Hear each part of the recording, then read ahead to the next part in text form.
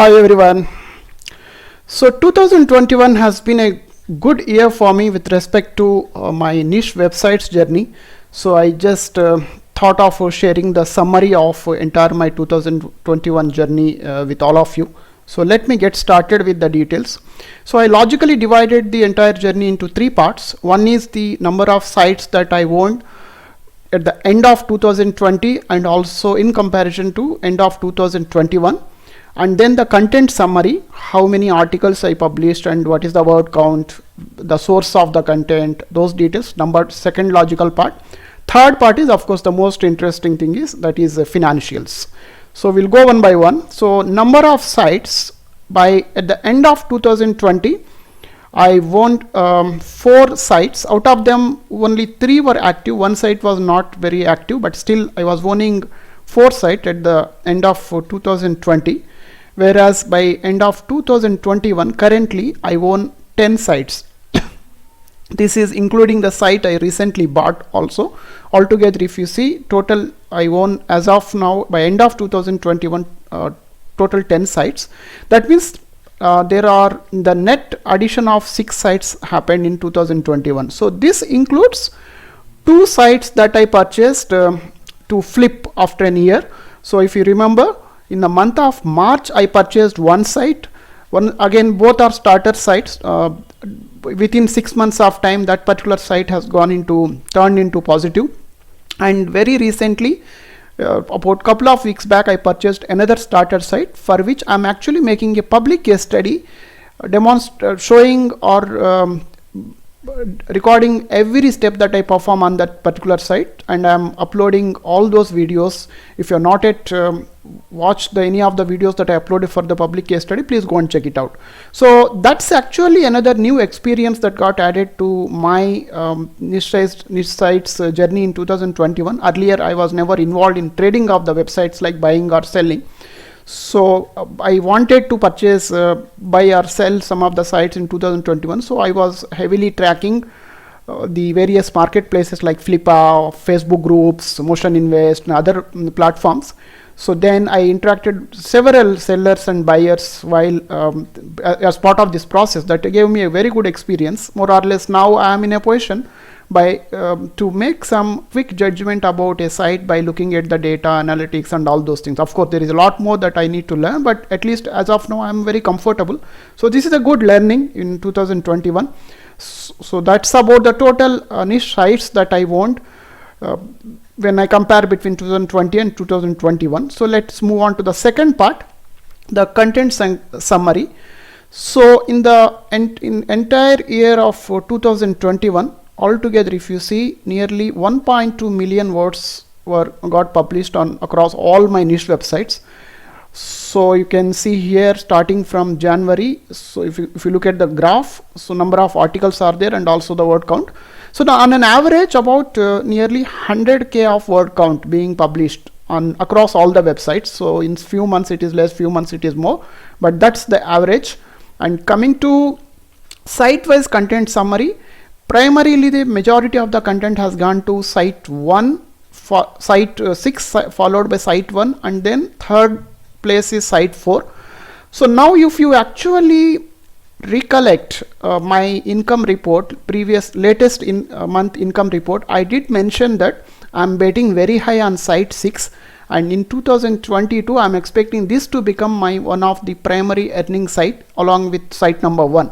So now this particular data justifies it. You can see here site number 1 has about 23%, site number 1 got about 23% of the total content published in 2021, whereas site 6 also almost same quantity of the content. If you see here, 265K words of content got published on site 6 and nearly 250K words of content got published on site 1. So both more or less same. So that's why because I'm betting very high on site number 6, so I pushed lot of content along with site number 1 in 2021. So that's about the content related details, how my journey has been in 2021.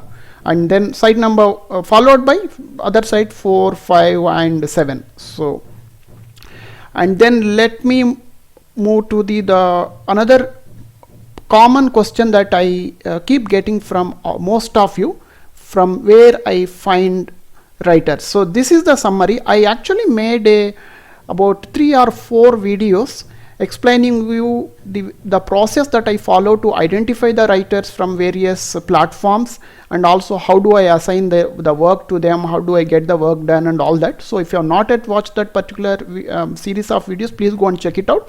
This is the summary.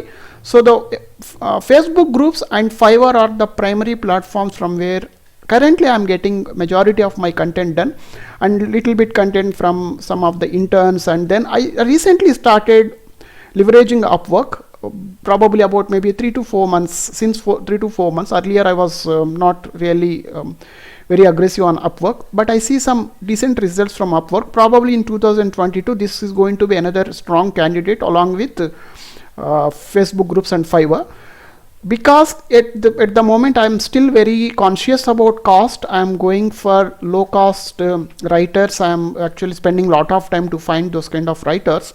But as I move further, and if my revenues further go up, then I may actually go for the platforms like Buy Sell Text and Writers Access, etc. If you see, others are only 5. Very rarely I am actually getting done some content from Buy Sell Text and other platforms. But if my revenues further goes up, then maybe I am going to get more content done from the premium platforms like Buy Sell Text or Writer Access and all that. The cost is going to be high. At the same time, the quality will be better. And the most important thing is your time to review and edit those articles will be less. For example, in Fiverr I pay one of the writer premium rate, and when I get an article from that particular writer, hardly I need to spend about 10 to 15 minutes to edit and review. But whereas whenever I get a content from one of the intern, I need literally spend about an hour to edit and review. So probably when I further up my game, maybe I want to save my time for other activities. In that case, I may go for the premium platform. But this is the summary for 2021. Heavily for, if you see, the FB and Fiverr are the heavy major contributors. And then let's come to the financials, the most interesting part. So 2021 has been really good with respect to the growth of the revenue. If you see here, from in the month of December 20, the total revenues were $815, whereas now in 21 it has crossed 3,000. So this is total, the summary of expenses and revenue. And right side you can see how the trend line is. The red line is about the red line shows the expenses, and blue line shows the total revenues.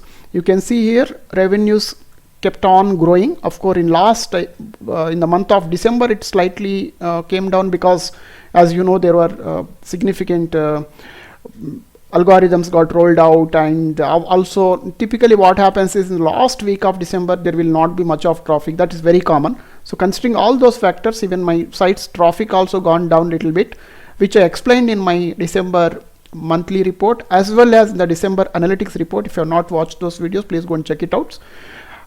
With respect to cost, one thing I did was I kept a check on the expenses, monthly expenses. If you see, irrespective of the revenue, even though revenue has been consistently growing, the cost have been almost remained same for almost all the months, barring 2 months. The reason for these 2 months, if you remember, in the month of March I purchased one starter site for $435. That's why the cost has gone little up. Otherwise it is more or less stable.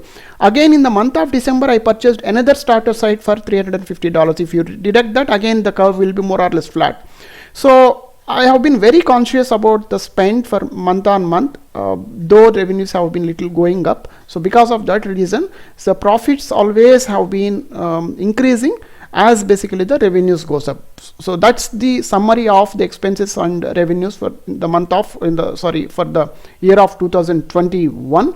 So let me show you the profits. Here it is. So whatever the reason I just told you, that I kept a check on the cost, the profits kept on increasing as revenue increases. And in the last month, in the month of December, there is a drop because the revenues have come down. Otherwise, that's basically the correlation. So you can see here, that's how it is. hopefully I think 2022 again hopefully will go back. So that's the summary of the profit and loss for the year 2021. So now the last point before I conclude. So how 2020 December revenue, 2021 December revenue looking against 2020 December revenue? The reason is, typically in financial world we normally look at how did we close our books, because that will set the tone for the next year's projections or expectations. And in the corporate world we also call it as how did you exit the previous year. So what it means is 2020 exit would set the tone for 2021. Likewise 2021 exit would set the tone for 2022. So if you see here in December 2020 the revenues were $815, and in 21 if you see it, I closed 2021 December at $3,012. It is almost 270% jump if I compare to December 2020 to 2021. So I closed the year 2021 with $3,000. So expectation is basically that 2022 would further build on this particular base. So obviously I think it is aspirational goal to set the similar kind of a growth. But even if this grows by about, let's say, another 100%, the revenue should go beyond about $6,000 per month. That's basically an excellent number to target. But anyways, there are so many external factors are there apart from the content and our own work. There are like the Google algorithms and so many other things are there. So we'll see how it goes. I will anyway keep you posted. Thanks for your time. Bye.